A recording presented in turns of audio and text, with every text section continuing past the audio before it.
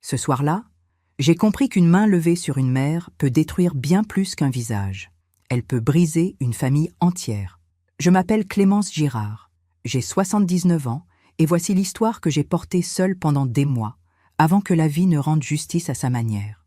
Tout a commencé un samedi après-midi de juin, l'anniversaire de mon petit-fils, Mathis, qui fêtait ses 7 ans.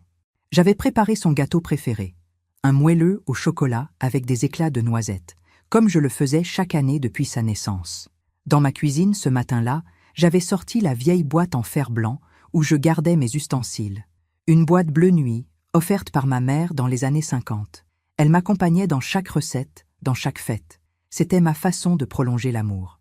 Quand je suis arrivée chez mon fils Antoine, vers 15 heures, la maison était déjà pleine. Des ballons dorés flottaient dans le salon. Des enfants couraient partout. Sandrine, ma belle-fille, portait une robe ajustée rouge vif. Elle m'a regardée entrer avec ce sourire froid qu'elle avait perfectionné au fil des ans. Un sourire qui ne montait jamais jusqu'aux yeux. « Ah, Clémence, vous êtes enfin là. Pas belle maman. Pas Clémence avec tendresse. » Juste ce ton distant, comme si j'étais une invitée de seconde zone dans la vie de mon propre fils. J'ai posé le gâteau sur la table.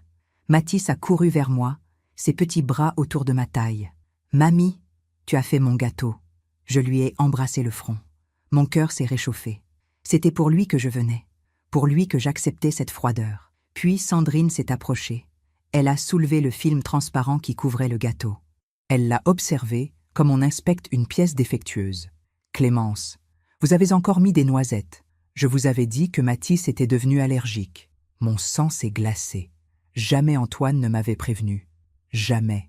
Sandrine, je ne savais pas. Antoine ne m'a rien. Bien sûr, vous ne savez jamais rien. Vous faites ce que vous voulez, comme toujours. Les conversations autour de nous se sont arrêtées. Les rires d'enfants aussi. Tout le monde nous regardait maintenant. Mon fils était debout près de la fenêtre, le téléphone à la main. Il a levé les yeux une seconde, puis les a baissés. J'ai essayé de rester calme. « Sandrine, je suis désolée. Je vais aller acheter un autre gâteau tout de suite. » Elle a ri. Un rire sec, méprisant. « Non, vous allez rester ici et assumer ce que vous avez fait. Vous voulez toujours tout contrôler, tout décider. Mais cette maison, c'est la mienne. Cette famille, c'est la mienne. » J'ai senti mes mains trembler. Autour de nous, les invités baissaient les yeux, gênés. Mon frère Édouard était là, ma belle-sœur, des amis proches. Personne n'osait intervenir. « Sandrine, s'il te plaît, on peut en parler plus tard. » Et c'est là que c'est arrivé. Elle a levé la main. La première gifle a claqué contre ma joue gauche. Un bruit sec, violent. Ma tête a basculé sur le côté. La deuxième a suivi immédiatement. Puis la troisième. Je n'ai pas crié. Je n'ai pas pleuré. Je suis restée debout, le visage en feu, les oreilles bourdonnantes. Le silence dans la pièce était assourdissant. J'ai cherché Antoine des yeux. Mon fils, mon unique enfant, celui que j'avais porté, élevé, protégé toute ma vie. Il était toujours près de la fenêtre. Il me regardait enfin. Mais il n'a rien dit. Pas un mot, pas un geste. Sandrine s'est redressée, le souffle court, les joues rouges. « Maintenant, vous allez partir. » J'ai ramassé mon sac. J'ai pris ma vieille boîte en fer blanc, posée près du gâteau. Mes mains tremblaient tellement que j'ai failli la laisser tomber. Mathis pleurait dans les bras de sa mère. Avant de franchir la porte, je me suis retournée une dernière fois. J'ai regardé mon fils. J'ai attendu. Juste un mot, juste un regard, rien. Je suis partie en silence, comme on quitte un lieu qu'on ne reconnaît plus. Dans ma voiture, j'ai posé les mains sur le volant. Mes joues brûlaient encore. Mais ce n'était rien comparé à la douleur dans ma poitrine. Ce soir-là, en rentrant chez moi, j'ai ouvert la boîte bleu nuit. À l'intérieur, sous les vieux fouets et les moules, il y avait une enveloppe jaunie, un document que j'avais rangé là des années plus tôt, en me disant que je n'en aurais jamais besoin. Je l'ai sorti, je l'ai relu, lentement, et j'ai compris que parfois, le silence n'est pas de la faiblesse. C'est une décision. Parfois, on fait confiance à ceux qui ne la méritent pas. Et vous, avez-vous déjà été déçu par quelqu'un que vous aimiez ? Racontez-moi votre histoire dans les commentaires, j'aimerais vous lire. Il y a des souvenirs qui ne vieillissent jamais. Ils restent intacts, comme des photographies sous verre, protégées du temps. Quand j'ai rencontré mon mari, Philippe, j'avais 22 ans. Lui en avait 27. C'était l'été 1968. Une époque où l'on croyait encore que l'amour pouvait tout réparer, même un monde qui tremblait. Nous nous sommes mariés l'année suivante, dans la petite église de Montmartre, où ma grand-mère avait elle-même dit oui, 50 ans plus tôt. Philippe était architecte. Moi, j'enseignais le français dans un lycée de banlieue. Nous n'avions pas grand-chose, mais nous avions des projets. Et surtout, nous avions cette certitude tranquille que nous vieillirions ensemble. En 1973, Philippe a hérité d'un terrain de son oncle maternel. Un petit lopin perché sur une colline, à Saint-Cloud, avec vue sur la Seine. Il rêvait d'y construire notre maison. Pas une maison ordinaire, notre maison. Celle où nous élèverions nos enfants. Celle où nous recevrions nos amis. Celle où nous finirions nos jours, main dans la main. Il a dessiné les plans lui-même. Une bâtisse blanche, simple mais élégante, avec de grandes fenêtres qui laissaient entrer la lumière du matin. Un jardin à l'arrière, assez grand pour un potager et quelques rosiers. Une cuisine spacieuse où je pourrais cuisiner en regardant les arbres. La construction a duré 2 ans. Nous y avons mis toutes nos économies. Philippe travaillait sur les chantiers le jour, et le soir, il revenait dessiner, calculer, ajuster. Moi, je choisissais les couleurs, les rideaux, les petits détails qui transforment une maison en foyer. Quand nous avons emménagé, en 1975, j'étais enceinte de 4 mois. Antoine est né en janvier 1976, dans la chambre du premier étage, celle qui donnait sur le jardin. Je me souviens de la lumière ce matin-là, douce, dorée, comme si le ciel nous bénissait. Philippe a planté un cerisier le jour de la naissance d'Antoine, un arbre qui grandirait avec notre fils. Chaque printemps, nous le regardions fleurir, et c'était notre façon de mesurer le temps. Antoine a grandi dans cette maison. Il a fait ses premiers pas sur le parquet du salon. Il a appris à lire dans la bibliothèque que Philippe avait construite sous l'escalier. Il a passé des étés entiers à grimper dans le cerisier, les mains tachées de jus rouge. C'était une vie simple, mais c'était notre vie. En 1997, Philippe est tombé malade. Un cancer du poumon, foudroyant, impitoyable. En 6 mois, il n'était plus là. La maison est devenue trop grande, trop silencieuse. Mais je ne pouvais pas partir. Chaque mur, chaque pièce portait son empreinte. Le jardin, les fenêtres, la cuisine, tout était lui. Alors je suis restée. Antoine, lui, était déjà parti depuis longtemps. Ses études à Lyon, puis son travail à Paris, puis sa rencontre avec Sandrine. Il revenait de temps en temps, pour les fêtes, pour mon anniversaire. Mais ce n'était plus pareil. Quand il m'a présenté Sandrine, j'ai tout de suite senti quelque chose. Une froideur, une distance. Elle regardait la maison avec une expression étrange, comme si elle calculait déjà sa valeur. Après leur mariage, en 2003, ils se sont installés dans un appartement à Neuilly. Petit, moderne, impersonnel. Sandrine voulait tout contrôler. Les meubles, les couleurs, les invitations. Antoine ne disait rien. Il hochait la tête, souriant faiblement, comme s'il avait oublié comment dire non. Un jour, alors que Mathis avait 2 ans, Sandrine m'a demandé « Clémence, vous ne trouvez pas que cette maison est trop grande pour vous toute seule ?» Je lui ai répondu calmement « C'est ma maison, Sandrine. C'est ici que j'ai vécu avec Philippe. C'est ici qu'Antoine a grandi. » Elle a souri, ce sourire que je détestais déjà. « Bien sûr, je comprends. Mais vous savez, un jour, il faudra bien penser à l'avenir. » Je n'ai pas répondu, mais j'ai compris. Elle attendait, elle espérait. Elle avait déjà imaginé leur vie ici, dans ma maison. Ce qu'elle ne savait pas, c'est que Philippe et moi avions pris une décision, des années plus tôt. Une décision que nous avions scellée devant un notaire, en 1992.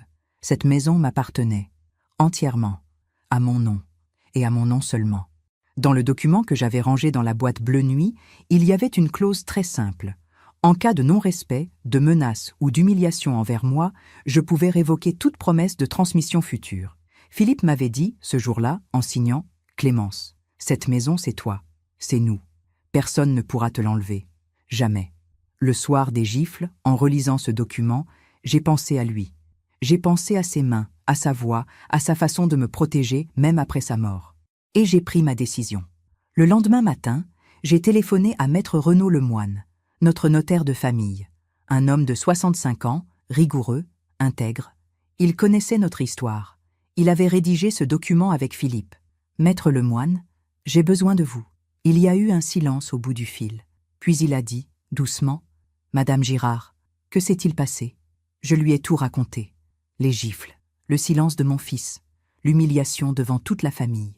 Quand j'ai terminé, il a soupiré longuement. « Madame Girard, vous savez ce que cela signifie ?»« Oui. »« Vous êtes certaine ?»« Oui. »« Très bien, je m'en occupe. » Pendant que je raconte tout cela, je me demande d'où vous m'écoutez.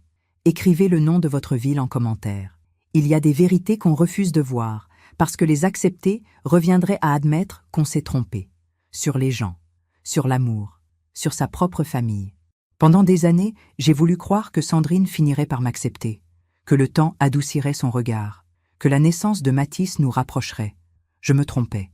Les signes étaient là dès le début, mais je les ai ignorés, un à un, comme on détourne les yeux d'une vérité trop douloureuse.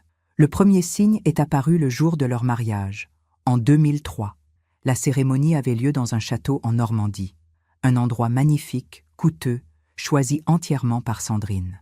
Elle avait organisé chaque détail avec une précision militaire. Les fleurs, les tables, le menu, la musique, tout devait être parfait. Moi, j'étais la mère du marié.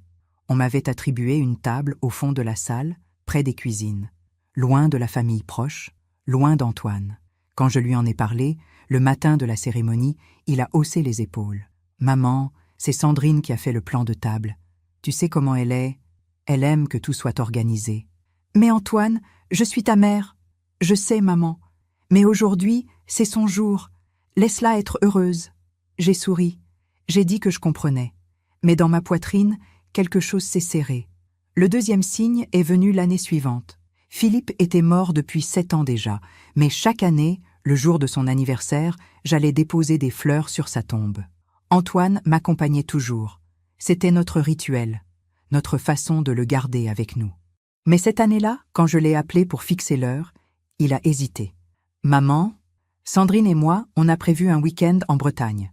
On part vendredi soir. Mais Antoine, c'est l'anniversaire de ton père. Je sais, mais on a déjà réservé l'hôtel. Sandrine a tout organisé. Tu ne peux pas décaler d'un jour ?» Il y a eu un long silence. « Maman, s'il te plaît, ne complique pas les choses. » J'y suis allée seule. Devant la tombe de Philippe, j'ai pleuré pour la première fois depuis des mois. Pas seulement parce qu'il me manquait, mais parce que j'avais l'impression de perdre Antoine aussi. Le troisième signe est arrivé avec la naissance de Mathis, en 2005. J'étais folle de joie. Mon premier petit-fils. J'avais tricoté des petits pulls, acheté des livres, préparé la chambre d'amis de ma maison pour leur visite. Mais Sandrine avait d'autres projets. « Clémence, je préfère que Mathis reste ici, dans son environnement. C'est important pour son développement. Mais je pensais qu'il pourrait venir passer quelques jours chez moi de temps en temps. Antoine adorait le jardin quand il était petit. Non, c'est trop loin. Et puis, il faut qu'il ait ses repères. Je voyais Mathis une fois par mois, parfois moins. Toujours chez eux, toujours sous le regard de Sandrine. Je n'avais pas le droit de le garder seul. Pas le droit de l'emmener au parc. Pas le droit de créer mes propres souvenirs avec lui. Antoine ne disait rien. Il se contentait de sourire, fatigué, résigné. Un jour, ma belle-sœur Marguerite m'a pris à part, après un déjeuner en famille. « Clémence, tu ne vois pas ce qu'elle est en train de faire? De quoi tu parles? Sandrine. Elle te pousse dehors. Petit à petit, elle veut qu'Antoine n'ait plus que elle dans sa vie. Mais non, Marguerite, tu exagères. Regarde-la. Regarde comment elle lui parle. Regarde comment il baisse les yeux. » J'ai regardé, et j'ai vu, mais je ne voulais pas y croire. Le quatrième signe, le plus douloureux, est venu 3 ans plus tard. Ma sœur Hélène est décédée brutalement d'une crise cardiaque. Nous étions très proches. Sa mort m'a dévastée. Le jour de l'enterrement, Antoine est arrivé seul. Où est Sandrine? Elle ne se sentait pas bien. Elle préfère rester avec Mathis. Mais Antoine, c'était ma sœur, ta tante. Je sais, maman. Mais elle ne se sentait vraiment pas bien. Après la cérémonie, alors que je pleurais dans les bras de mon frère Édouard, j'ai reçu un message de Sandrine. « Désolée pour ton deuil, Clémence. Bon courage. » 15 mots. Froid, impersonnel, comme un message automatique. Ce soir-là, en rentrant chez moi, je me suis assise dans la cuisine. J'ai ouvert la boîte bleu nuit. J'ai regardé le document, encore une fois. Et je me suis demandé combien de temps je pourrais encore accepter tout cela. Combien de temps avant de perdre complètement mon fils? Combien de temps avant de disparaître de sa vie, comme une ombre qu'on efface? Mais je ne faisais rien, parce que j'avais peur. Peur de créer un conflit, peur de perdre Antoine, peur de ne plus voir Mathis grandir. Alors je me taisais, je souriais, j'acceptais, jusqu'à ce samedi de juin, jusqu'aux 3 gifles, jusqu'au silence de mon fils. Ce jour-là, j'ai compris que le silence n'était plus de la patience, c'était de la lâcheté. Et j'ai décidé d'agir. Il y a un prix à payer pour chaque silence. Et moi, je l'ai payé pendant des années, en petites pièces d'humiliation et de solitude.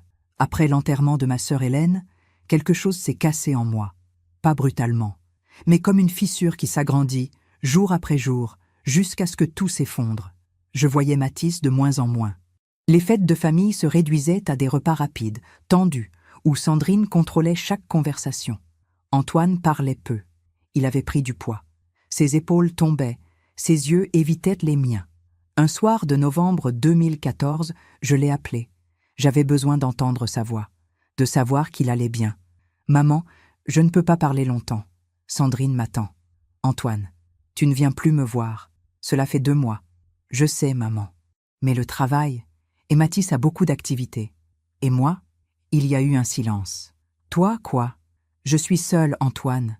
Depuis que ton père est parti, je suis seule. Et toi, tu es tout ce qu'il me reste. » J'ai entendu un bruit en arrière-plan, une porte qui claque, puis la voix de Sandrine, lointaine mais claire. « Antoine, tu viens? On doit partir. Maman, je dois y aller. Je t'appelle bientôt. » Il a raccroché. Je suis restée assise dans le salon, le téléphone dans la main, les larmes coulant sur mes joues. Pour la première fois, j'ai eu l'impression d'être devenue invisible, comme si ma propre vie ne comptait plus. Les mois ont passé. Noël 2014. Le repas chez Antoine et Sandrine. J'avais apporté des cadeaux pour Mathis. Des livres, un puzzle, un petit pull que j'avais tricoté moi-même. Sandrine a ouvert les paquets avec lui. Elle a regardé le pull, l'a retourné entre ses mains, puis a dit, avec ce sourire pincé, « C'est original. Mais tu sais, Clémence, Mathis ne porte que du coton bio maintenant. Pour sa peau. C'est important. » Elle a reposé le pull sur la table, comme un objet inutile. Mathis, lui, regardait ailleurs. Il n'a même pas dit merci. Antoine mangeait en silence. Ce soir-là, en rentrant chez moi, j'ai jeté le pull dans un carton, avec tous les autres tricots que j'avais faits au fil des ans. Tous refusés, tous jugés insuffisants. En 2016, j'ai eu une alerte cardiaque. Rien de grave, mais assez pour me faire passer une nuit à l'hôpital. J'ai appelé Antoine depuis la chambre. « Antoine, je suis à l'hôpital Saint-Joseph. »« Quoi? Qu'est-ce qui s'est passé? »« Mon cœur. Mais les médecins disent que ça va. Je rentre demain. Tu veux que je vienne? Si tu peux. »« Oui. » Il est venu. Seul. 1 heure plus tard. Il est resté 20 minutes. Il a regardé son téléphone 3 fois. Puis il a dit « Maman, je dois rentrer. Sandrine a besoin de la voiture. »« Bien sûr. Vas-y. » Il m'a embrassé sur le front, rapidement. Puis il est parti. Cette nuit-là, dans cette chambre d'hôpital, j'ai compris quelque chose de terrible. Mon fils ne m'avait pas abandonné par méchanceté. Il m'avait abandonné par faiblesse, par lâcheté, par peur de déplaire à Sandrine. Et c'était pire, parce que cela signifiait qu'il avait choisi, entre elle et moi, entre sa femme et sa mère. Et il ne m'avait pas choisi. Les années suivantes, j'ai essayé de garder mes distances, de ne plus attendre, de ne plus espérer. Je m'occupais de mon jardin, je lisais, je voyais mes amis, je faisais du bénévolat à la paroisse. Mais chaque fois que le téléphone sonnait, mon cœur s'emballait. Chaque fois que je voyais une voiture ralentir devant chez moi, je me levais, pleine d'espoir. C'était rarement lui. En 2019, Sandrine a commencé à parler de la maison. De plus en plus souvent, de plus en plus clairement. Vous savez, Clémence, cette maison vaut une fortune maintenant. Avec le marché immobilier à Saint-Cloud, vous pourriez vendre et vous installer dans un petit appartement. Ce serait plus pratique pour vous. Je ne veux pas vendre, Sandrine. Mais vous ne pouvez pas rester seule ici indéfiniment. Un jour, il faudra bien... Un jour, oui, mais pas aujourd'hui. Elle a souri. Ce sourire froid, calculateur. Bien sûr, on verra. Mais je savais. Elle attendait. Elle espérait. Elle imaginait déjà leur vie ici, dans ma maison, dans notre maison. Ce qu'elle ne savait pas, c'est que Philippe m'avait protégée, même après sa mort. même après toutes ces années. Le document dans la boîte bleu nuit était clair. La maison m'appartenait, et je pouvais en faire ce que je voulais. Mais je ne disais rien, parce que je croyais encore que les choses pourraient s'arranger, que Sandrine finirait par comprendre, que mon fils se réveillerait un jour. Je me trompais. Le jour des 3 gifles, j'ai compris que je m'étais trompée sur tout. Sur Sandrine, sur Antoine, sur moi-même. Et j'ai décidé que le silence avait assez duré. Je me demande encore si j'ai fait le bon choix. Et vous? Qu'auriez-vous fait à ma place? Il y a des découvertes qui vous changent pour toujours. Qui vous obligent à voir les gens tels qu'ils sont vraiment, et non tels que vous vouliez qu'ils soient? Ma découverte à moi est arrivée 3 mois avant l'anniversaire de Mathis. Un après-midi de mars 2024. Antoine était passé me voir, seul, pour une fois. Il semblait fatigué, nerveux. Il buvait son café trop vite, regardait son téléphone sans arrêt. « Tu attends un appel important ?»« Non, non, c'est juste le travail. » Il est resté 1 heure. Nous avons parlé de tout et de rien. De Mathis, du jardin, de la pluie qui ne s'arrêtait pas. Puis il a dû partir. Il a attrapé sa veste, embrassé ma joue et il est sorti. 10 minutes plus tard, j'ai entendu la sonnette. J'ai ouvert. Antoine était sur le perron, l'air gêné. « Maman, j'ai oublié mon téléphone. »« Entre. Il doit être sur la table du salon. » Il est entré rapidement.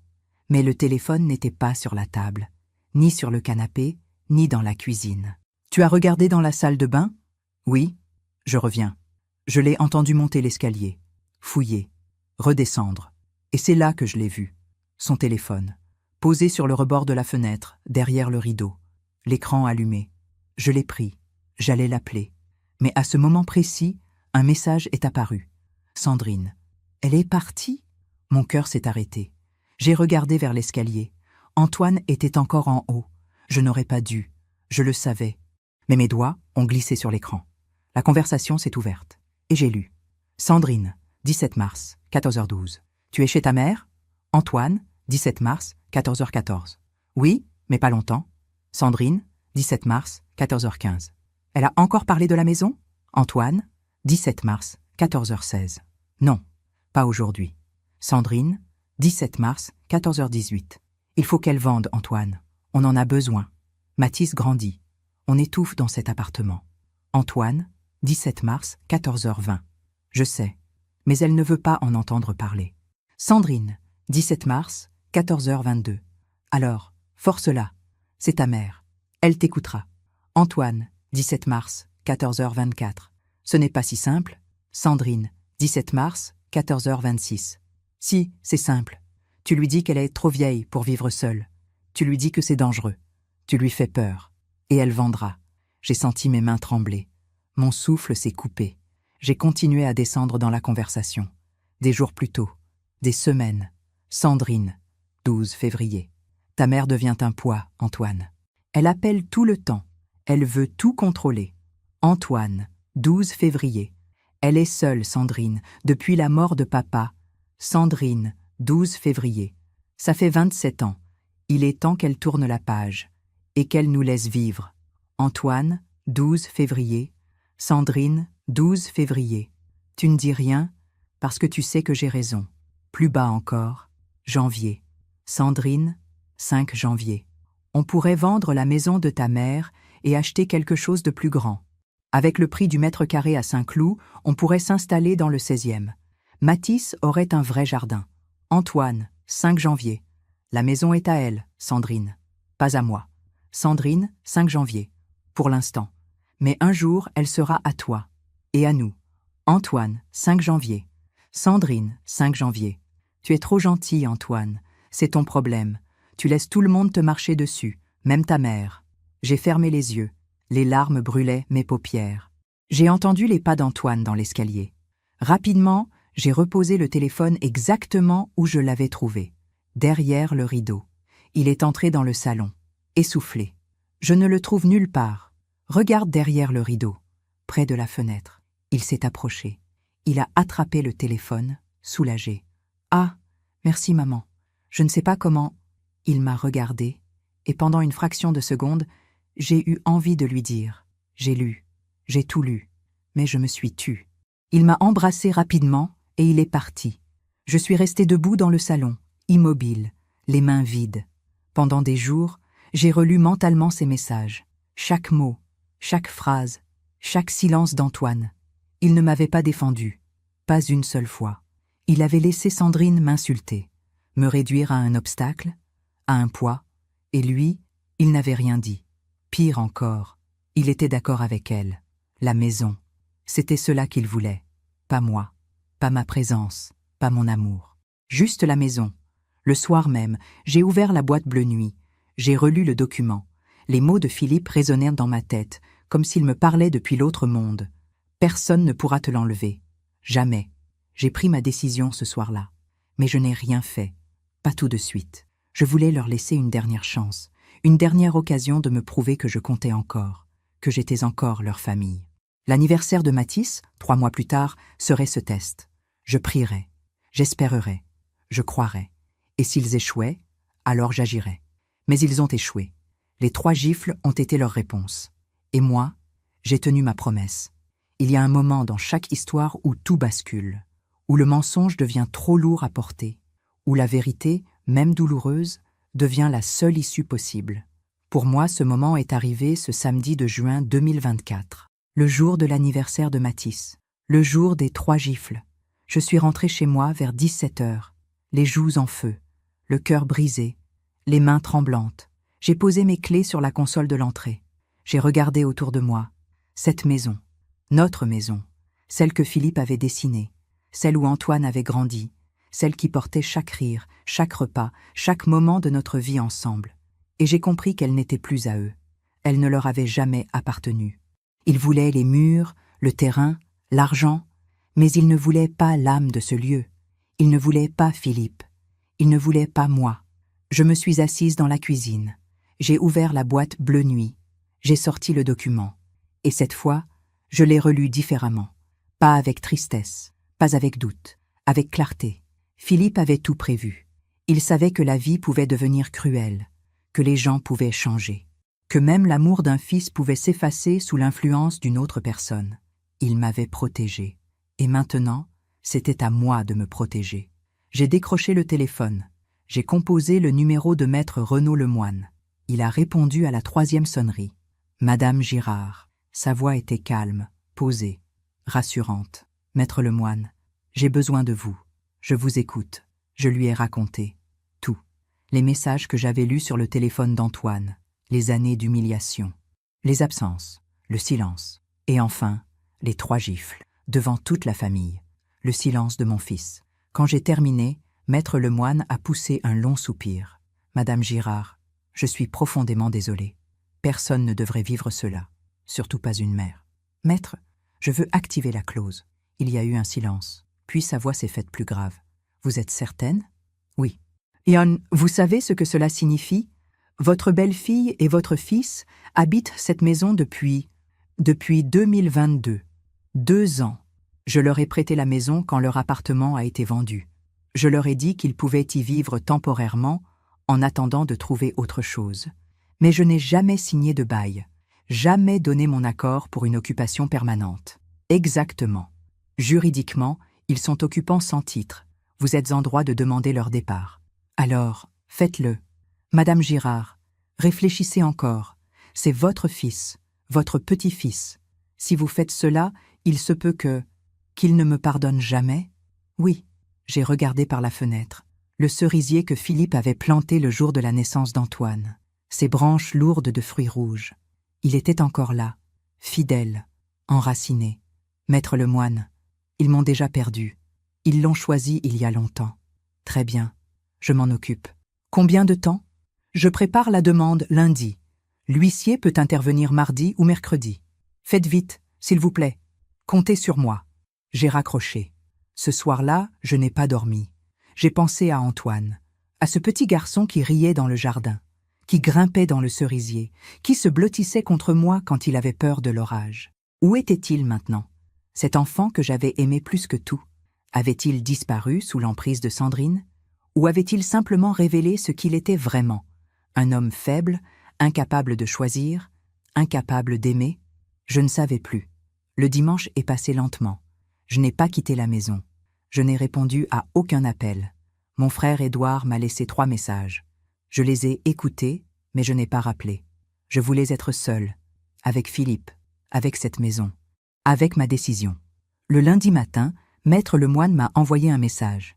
Demande déposée. Huissier prévu mercredi matin. Tenez bon. J'ai relu ce message plusieurs fois. Tenez bon. Oui, je tiendrai bon. Pour Philippe, pour moi, pour toutes ces années où j'avais courbé l'échine, avalé les humiliations, accepté l'inacceptable. Le mardi soir, j'ai reçu un appel. Antoine. Mon cœur a bondi. J'ai hésité. Puis j'ai décroché. Maman. Sa voix était tremblante, presque enfantine. Oui, Antoine. Maman, je voulais te dire, pour samedi, Sandrine était très stressée. L'anniversaire de Mathis, il y avait beaucoup de monde. Elle a eu un moment de...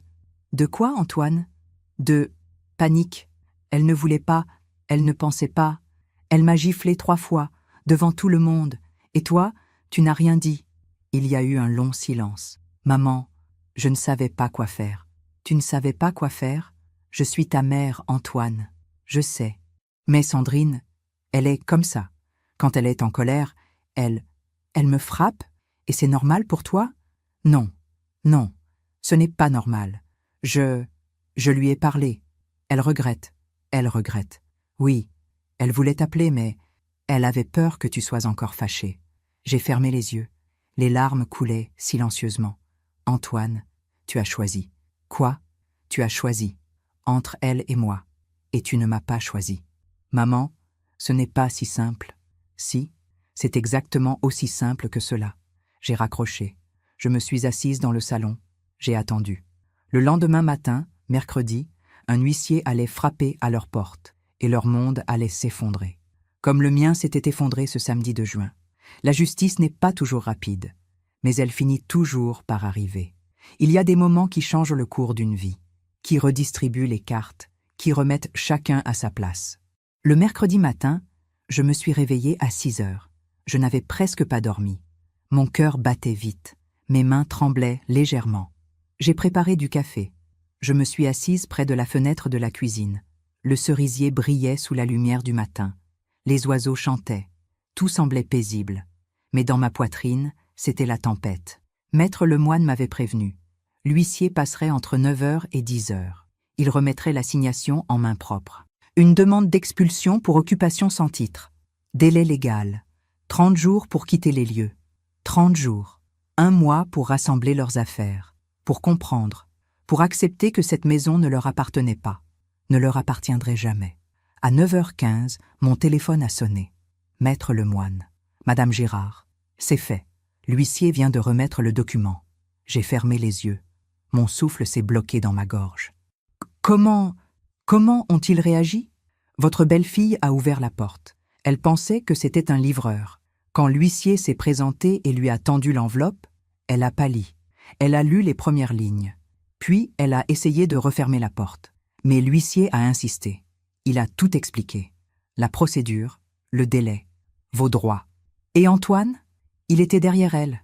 Il a pris l'enveloppe. Il a lu, il est devenu blanc. Il a demandé « C'est ma mère qui fait ça ?» L'huissier a confirmé. Et ensuite, votre belle-fille, elle a crié. Elle a dit que c'était impossible, que vous n'aviez pas le droit, que cette maison était à eux. Elle a dit ça. Oui, l'huissier a répondu calmement que la maison était à votre nom, que vous n'aviez jamais signé de bail, que juridiquement, il n'avait aucun droit. J'ai senti quelque chose se briser en moi, mais ce n'était pas de la tristesse, c'était du soulagement. Merci, Maître Lemoine. Madame Girard, préparez-vous. Ils vont certainement essayer de vous contacter, peut-être même venir vous voir. Je sais, si vous avez besoin de quoi que ce soit, je vous appellerai. J'ai raccroché. Pendant 1 heure, je suis restée assise, immobile, silencieuse, en paix. Puis, à 10h30, la sonnette a retenti. Mon cœur a bondi. J'ai regardé par la fenêtre, la voiture d'Antoine, garée en travers de l'allée. J'ai respiré profondément. J'ai ouvert la porte. Antoine était là, seul, le visage défait, les yeux rouges. Il tenait l'enveloppe dans ses mains. « Maman !» Sa voix tremblait. « Bonjour, Antoine. »« Maman, qu'est-ce que c'est que ça ?»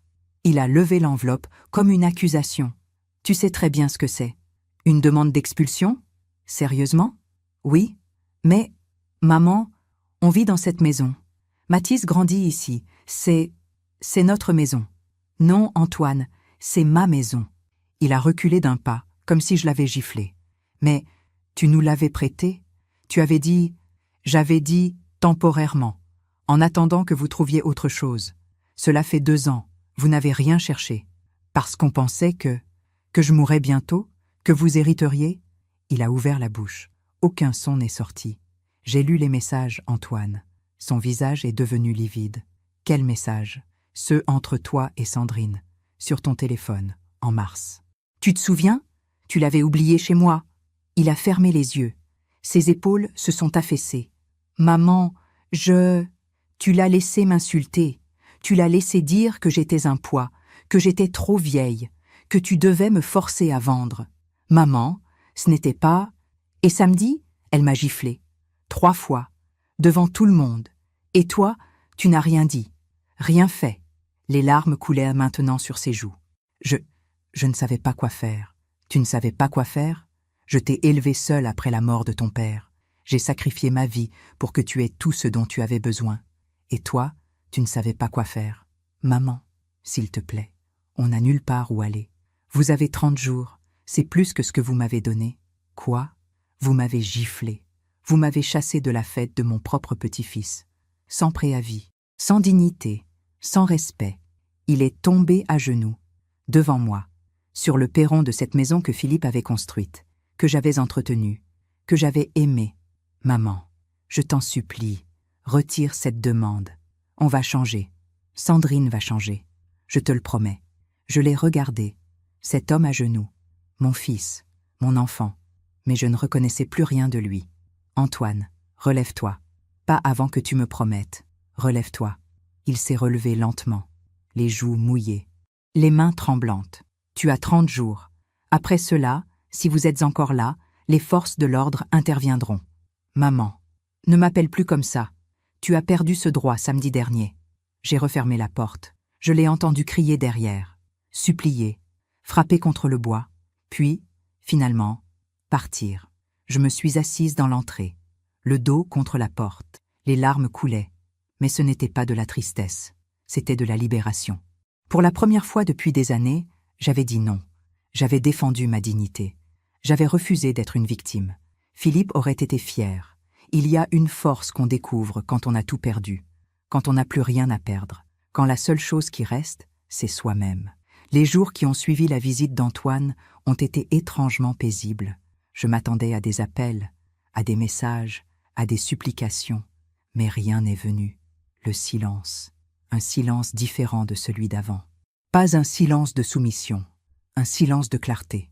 Le vendredi, mon frère Édouard est passé me voir. Il avait entendu parler de ce qui s'était passé. Ma belle-sœur Marguerite lui avait raconté. Les gifles, mon départ, et maintenant, la demande d'expulsion. Il s'est assis dans le salon. Il m'a regardé longuement. « Clémence, je suis fière de toi. » Ces mots m'ont surprise. « Fière? Oui, tu as fait ce que tu devais faire, ce que beaucoup de gens n'ont pas le courage de faire. Édouard, c'est mon fils. Non, c'était ton fils. Maintenant, c'est un homme qui a choisi quelqu'un d'autre, et tu as le droit de te protéger. » J'ai baissé les yeux. J'ai l'impression d'avoir échoué, comme mère. Clémence, écoute-moi.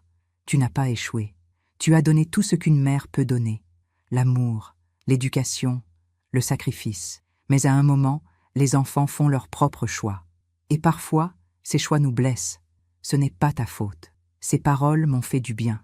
Pour la première fois depuis longtemps, je ne me sentais pas coupable. Le dimanche suivant, j'ai reçu une lettre, une enveloppe blanche, sans nom d'expéditeur, juste mon adresse, écrite à la main. J'ai reconnu l'écriture. Sandrine. J'ai hésité, puis j'ai ouvert. Clémence, je ne pensais pas que les choses en arriveraient là.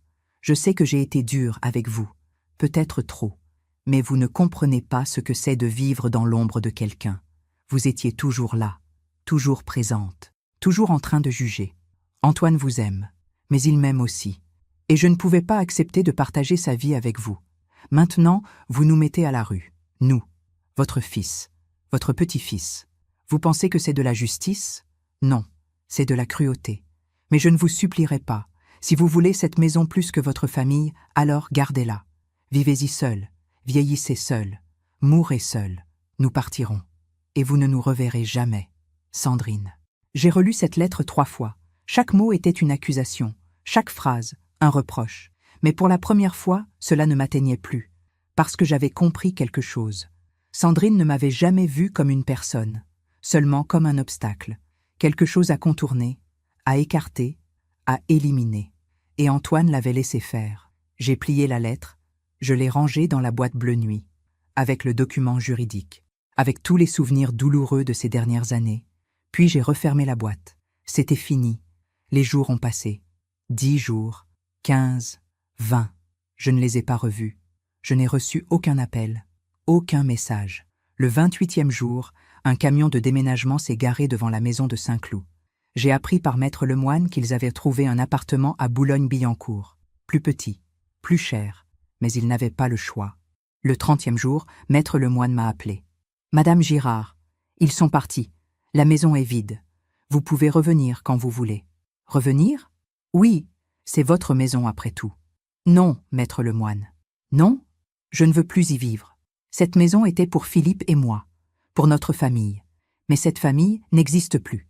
Alors, que voulez-vous faire ? » J'ai respiré profondément. « Je veux la vendre. » Il y a eu un silence. « Vous êtes sûr ? » « Oui, complètement. »« Très bien. Je m'occupe de tout. » 3 mois plus tard, la maison a été vendue.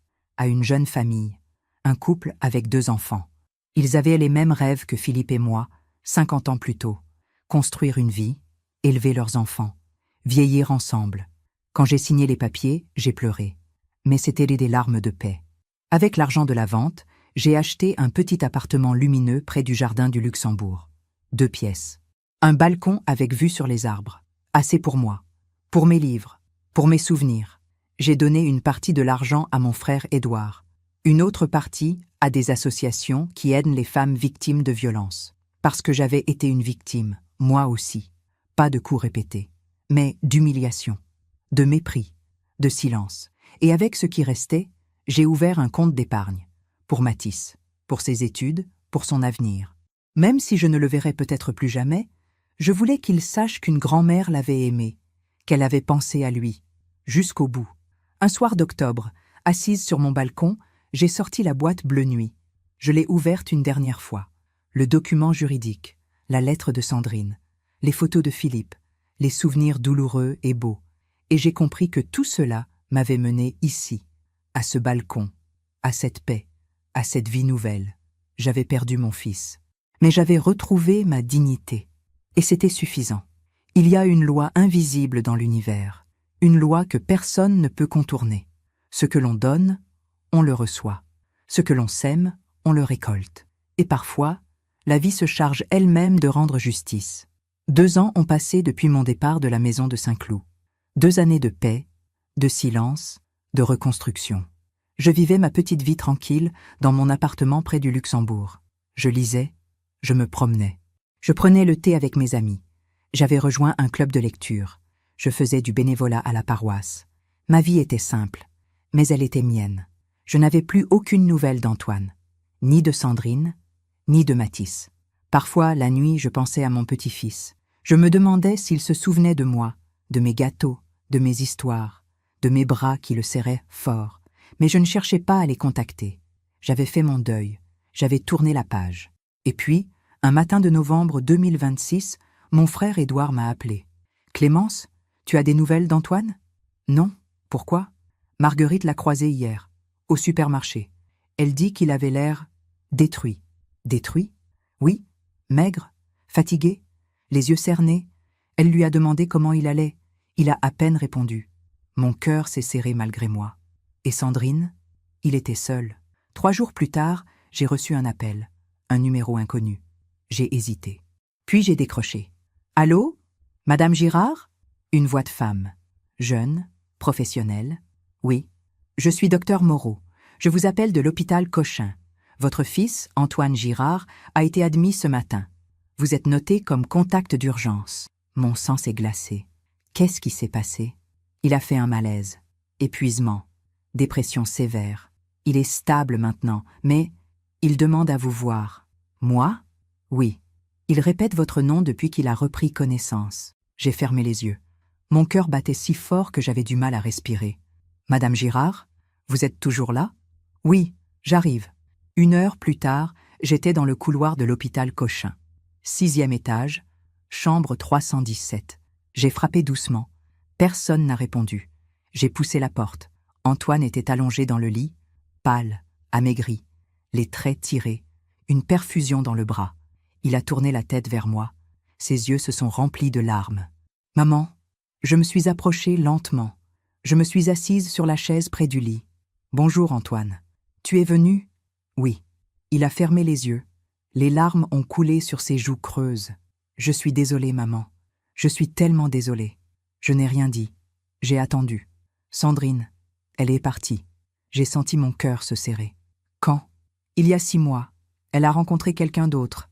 Un homme plus riche, plus jeune. Elle a pris Mathis. Elle m'a quittée. Oh, Antoine! Elle m'a dit que j'étais faible, que j'étais un raté, que je ne serais jamais à la hauteur. Elle a demandé le divorce.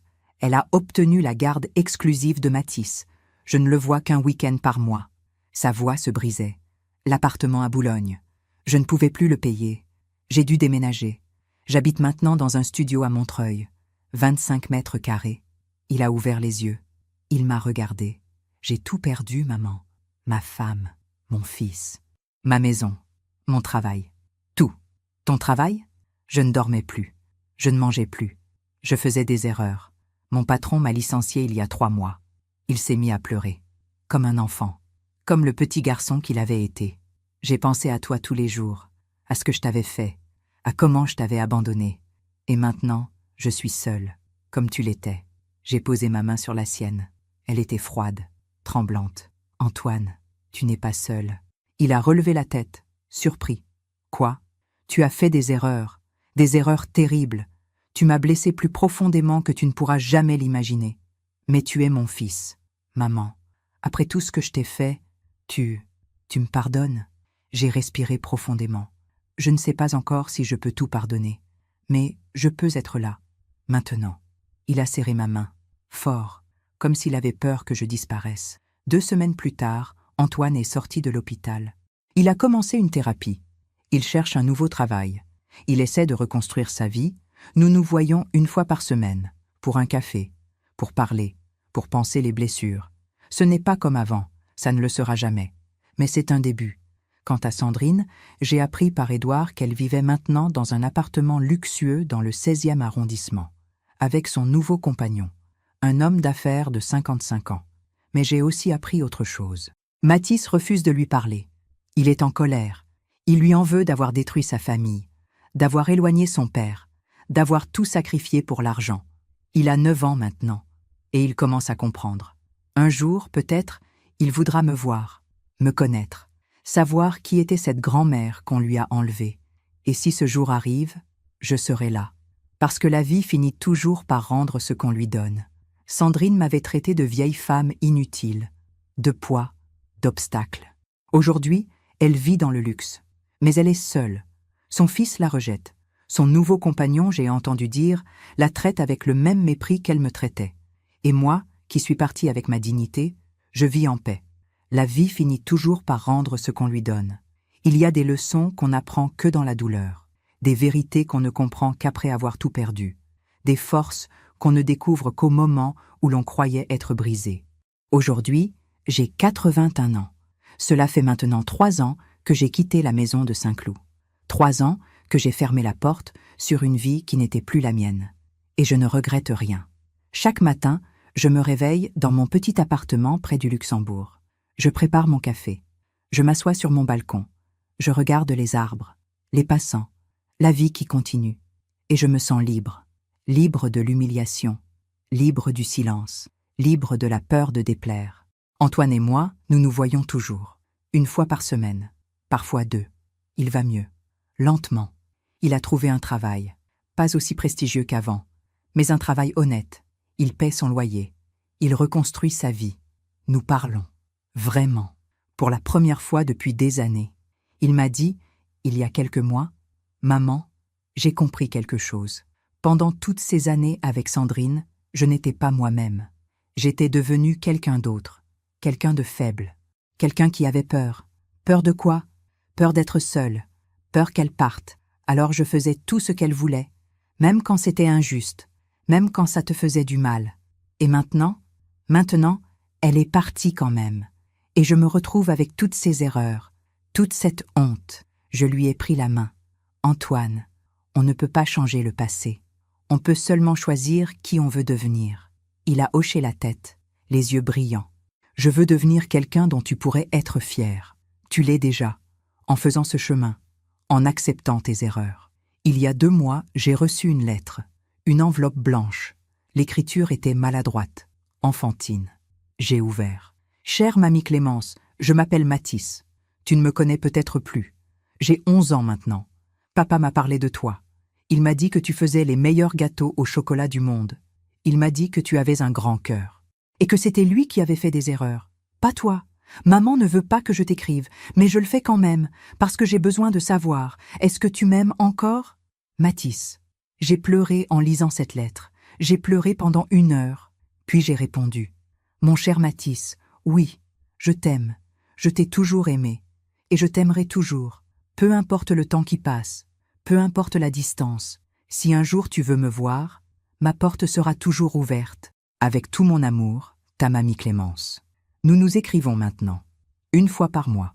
Il me raconte l'école, ses amis, ses lectures, ses rêves, et moi, je lui raconte des histoires, de son grand-père Philippe, du cerisier qu'il avait planté, des étés où son père grimpait dans les branches. Je ne sais pas si nous nous reverrons un jour, mais ces lettres suffisent. Elles me disent que je ne suis pas oubliée, que l'amour survit, même au silence, même à la distance.